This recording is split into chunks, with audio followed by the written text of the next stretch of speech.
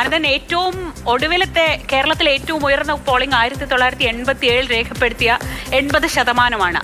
അതിനെ മറികടക്കുമോ? യുവ വോട്ടർമാരടക്കം ഈ വോട്ടിംഗ് പ്രക്രിയയിൽ വളരെ സജീവമായി പങ്കെടുത്ത ഈ ഒരു ഇലക്ഷൻ അങ്ങനെ ചരിത്രത്തിലേക്ക് പോകുമോ എന്നാണ് അറിയേണ്ടത്.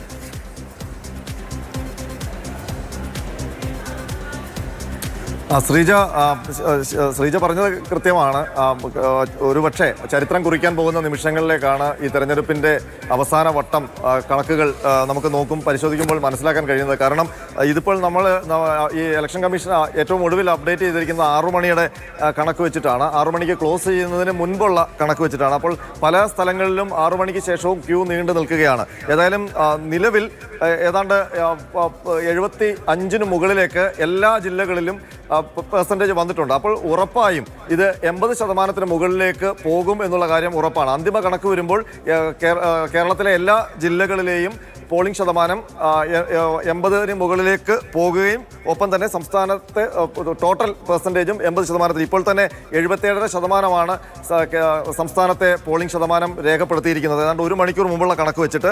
അതുപോലെ തന്നെ ആലപ്പുഴ 76.83, എറണാകുളം 79.37, ഇടുക്കി 76.98, കണ്ണൂർ 77.62, കാസർഗോഡ് 77.34, കൊല്ലം 75.79, കോട്ടയം 74.30, കോഴിക്കോട് വലിയ പെർസെൻറ്റേജ് ആണ്, ഇപ്പോൾ തന്നെ 80% കടന്നിരിക്കുന്നു. മലപ്പുറത്തും 78% അപ്പുറം എത്തിയിരിക്കുന്നു.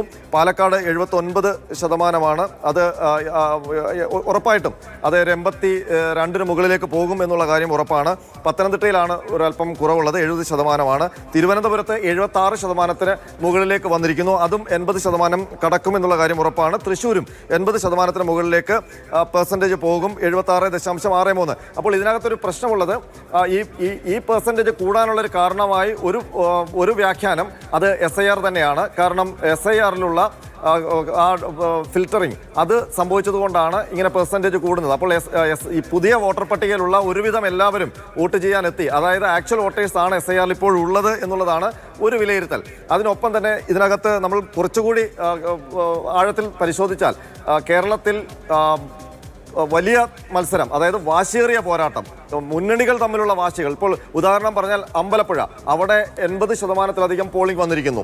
അപ്പോൾ നേമം, കഴക്കൂട്ടം, ഇവിടെയൊക്കെ 80%-ലധികം പോളിംഗ് വന്നിരിക്കുന്നു. ഏതായാലും വാശിയേറിയ ത്രികോണ മത്സരങ്ങൾ നടക്കുന്ന മണ്ഡലങ്ങളിലെല്ലാം പോളിംഗ് കൂടുമ്പോൾ സ്വാഭാവികമായും നമുക്കൊരു കാര്യം ഉറപ്പിക്കാം, അവിടെ എല്ലാ മുന്നണികളും അവരവരുടെ കേഡർ വോട്ടുകൾ കൃത്യമായി ചെയ്യിച്ചിട്ടുണ്ട് എന്നുള്ളതാണ്. അതിനൊപ്പം തന്നെ എന്താണോ അതിയായ ഒരു തീരുമാനമെടുത്തിരിക്കുന്ന പല വോട്ടർമാരും ഉണ്ടാകും. അതൊരു പക്ഷേ ഭരണമാറ്റമാകാം, ഭരണം തുടർച്ചയാകാം, അതല്ല പുതിയൊരു കക്ഷി വരട്ടെ എന്നുള്ള ചിന്തയുള്ളവരാകാം. അങ്ങനെ ചിന്തിക്കുന്നവരെല്ലാം കൂടി വന്ന് വോട്ട് ചെയ്തിരിക്കുന്നു എന്നും ഉള്ള ഒരു അവലോകനം കൂടിയുണ്ട്. അപ്പോൾ അങ്ങനെ വരുമ്പോൾ ഒരു കാര്യം ഉറപ്പാണ്, കേരളത്തിലെ ഇത്തവണത്തെ തെരഞ്ഞെടുപ്പ് നിർണായകമാണ്. അതിൽ എനിക്ക് തോന്നുന്നത് UDF ഒരു ഭരണമാറ്റം ഉണ്ടാകും എന്നുള്ള കണക്കൂട്ടലിലേക്ക് എത്തിയിരിക്കുന്നു. അത് പക്ഷേ LDF അവരുടെ കണക്കുകൾ എല്ലാം അവരുടെ പോക്കറ്റുകളിൽ നിന്നുള്ള എല്ലാ വോട്ടുകളും ചെയ്യിച്ചു എന്നുള്ളൊരു ആത്മവിശ്വാസം അവരും പ്രകടിപ്പിക്കുന്നുണ്ട്. അക്കൗണ്ടുകൾ തുറക്കാൻ കഴിയും എന്നുള്ള ഒരു അവലോകനത്തിലേക്കാണ് BJPയും ഈ പോളിംഗ് പെർസെൻറ്റേജ് വെച്ച് വരുന്നത്. പ്രത്യേകിച്ച് അവരിപ്പോൾ തിരുവനന്തപുരത്താണല്ലോ നേരത്തെ ഏറ്റവും കൂടുതൽ ശ്രദ്ധിച്ചുകൊണ്ടിരുന്നത്. അവർ നേമവും കഴക്കൂട്ടവും ഒക്കെ അവർ ജയിക്കും എന്നുള്ള ഒരു വിലയിരുത്തലിലേക്കാണ് BJP നേതൃത്വം എത്തിയിരിക്കുന്നത്. അതുപോലെ തന്നെ പത്തനംതിട്ടയിൽ നേരത്തെ പറഞ്ഞിരുന്നത്, നേരത്തെ LDFന്റെ വലിയ പിന്തുണ കിട്ടിയ, കഴിഞ്ഞ തവണ 5 സീറ്റും കിട്ടിയതാണ്. പക്ഷെ അവിടെയും കൂടുതൽ സീറ്റുകൾ നേടാൻ കഴിയും എന്നുള്ളൊരു ആത്മവിശ്വാസം UDF പ്രകടിപ്പിക്കുന്നുണ്ട്. ഇതെല്ലാം ഈ പോളിംഗ് പെർസെൻറ്റേജിൻ്റെ കൂടുതൽ കൊണ്ടാണ്. ഇതിലൊരു ശ്രദ്ധിക്കേണ്ട കാര്യം, ഇത് പോളിംഗ് പെർസെൻറ്റേജ് കൂടുന്നതിൻ്റെ ഒരു പ്രധാനപ്പെട്ട കാര്യം SIR ആണ്. അതല്ല സാധാരണഗതിയിൽ പഴയ പോളിംഗ് അല്ലെങ്കിൽ പഴയ വോട്ടർ പട്ടിക വെച്ചിട്ടാണെങ്കിൽ ഒരു പക്ഷേ വ്യാഖ്യാനിക്കാൻ കഴിയും, ഇങ്ങനെ കൂടിയിട്ടുണ്ടെങ്കിൽ വ്യാഖ്യാനിക്കാൻ കഴിയും, അതൊരു ട്രെൻഡാണെന്ന്. പക്ഷേ ഇത്തവണ അങ്ങനെ ട്രെൻഡാണോ എന്ന് ഈ ഘട്ടത്തിൽ നമുക്ക് വ്യാഖ്യാനിക്കാൻ കഴിയില്ല. അതിൻ്റെ കാരണം ഫിൽറ്റർ ചെയ്ത വോട്ടർ പട്ടികയിലാണ് ഇപ്പോൾ തെരഞ്ഞെടുപ്പ് നടന്നിരിക്കുന്നത് എന്നുള്ളതാണ്. അപ്പോൾ ആക്ച്വൽ വോട്ടേഴ്സ് എല്ലാവരും കൂടി വരുമ്പോൾ സ്വാഭാവികമായും പോളിംഗ് പെർസെൻറ്റേജ് കൂടും. അവരെന്താണ് തീരുമാനിച്ചിരിക്കുന്നത് എന്നുള്ളതാണ് ഇതിനകത്ത് ഏറ്റവും പ്രധാനപ്പെട്ടത്. മേഖലകൾ തിരിച്ചൊക്കെ പരിശോധിക്കുമ്പോൾ എല്ലാ മുന്നണികൾക്കും അവരവരുടെ അവകാശങ്ങളിൽ ഉറച്ചു നിൽക്കാനുള്ള വക ഈ പെർസെൻറ്റേജിൽ തന്നെ ഉണ്ട്. ശ്രീജ, ശരി, 80.53%. 1987 പോളിംഗ് ശതമാനമാണ്. ആ പോളിംഗ് ശതമാനമാണ് ചരിത്ര റെക്കോർഡ് കേരള നിയമസഭാ തെരഞ്ഞെടുപ്പിൻ്റെത്.